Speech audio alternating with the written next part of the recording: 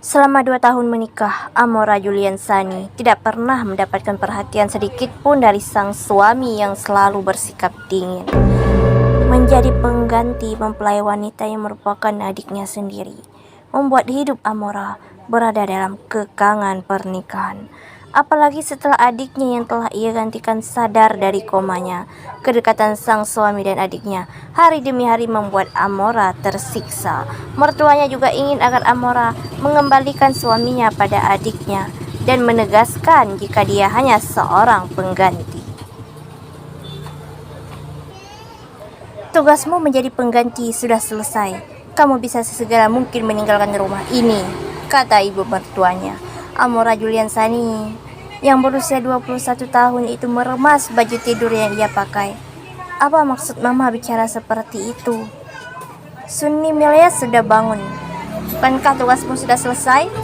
Apakah kau tidak sadar sejak awal menikah hingga detik ini, Megan tidak pernah mencintaimu, kata wanita parubaya yang berpakaian modis itu.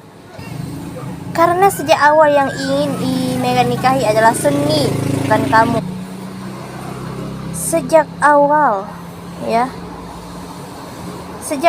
yang ingin Megan nikahi adalah Sunni, bukan kamu. Amora terdiam dengan perasaan campur aduk. Tatapan sinis dan senyuman mencemooh Amora dapatkan dari Melinda yang merupakan ibu dari Megan Dramana, suaminya. Tampak sekali Melinda tidak menyukainya. Sejak awal memang pernikahan ini terjadi karena Sunni yang mengalami kecelakaan 3 hari sebelum pernikahan berlangsung.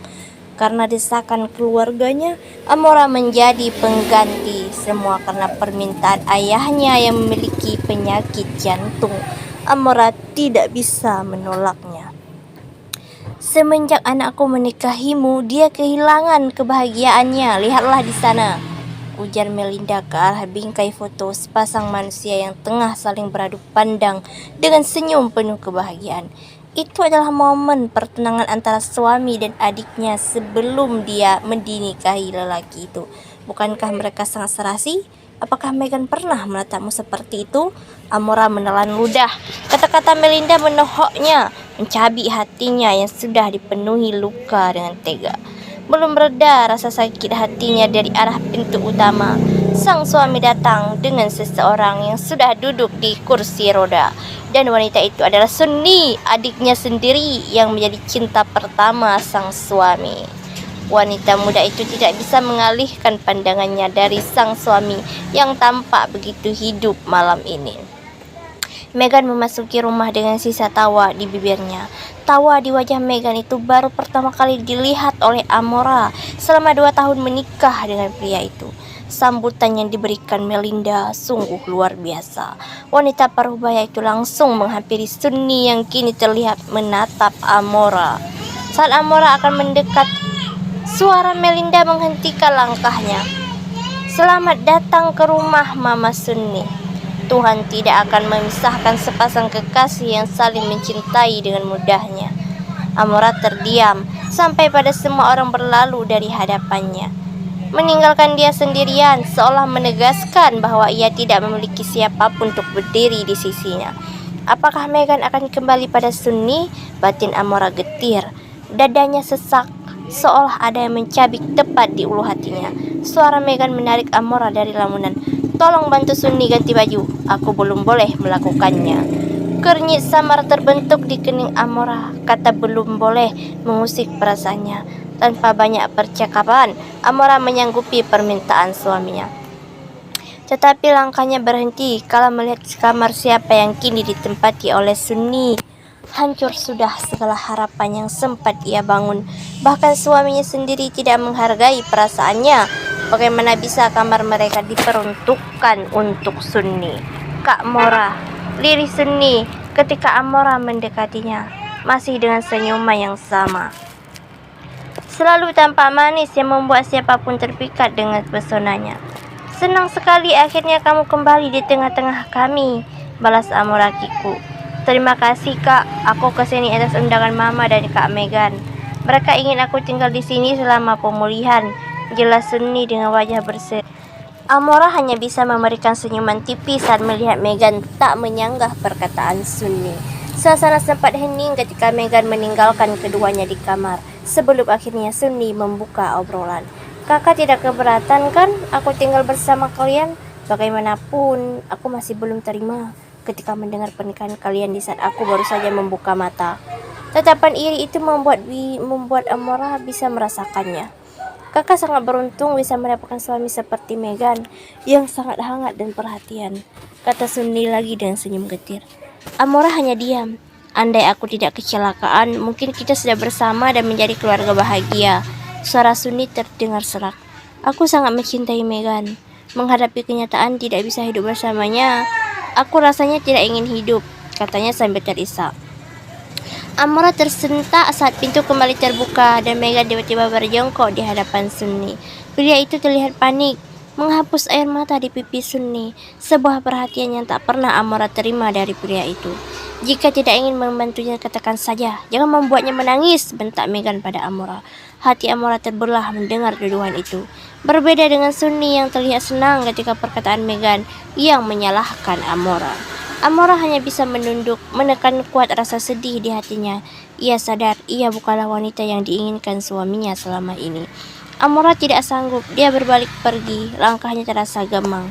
Sejak awal pernikahan yang dijalankannya ini memang tidak pernah diwarnai rasa bahagia, dan sekarang semuanya sudah berada di ujung tanduk. Saat baru akan duduk di tempat tidur yang merupakan kamar tamu, pintu kamar pun tiba-tiba terbuka, muncul Megan yang masuk ke dalam. Kamu keterlaluan. Aku tidak suka dengan sikapmu hari ini. Kuharap ini terakhir kali kamu membuatnya menangis, ujar Megan tanpa melihat Amora yang duduk di tepi ranjang.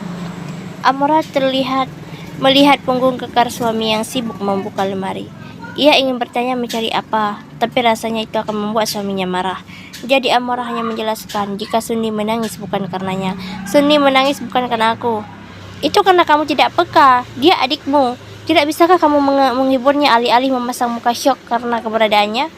Amora menelan ludah kasar dan meremas jemarinya yang terasa dingin, bagai ditaburi duri di dalam hatinya.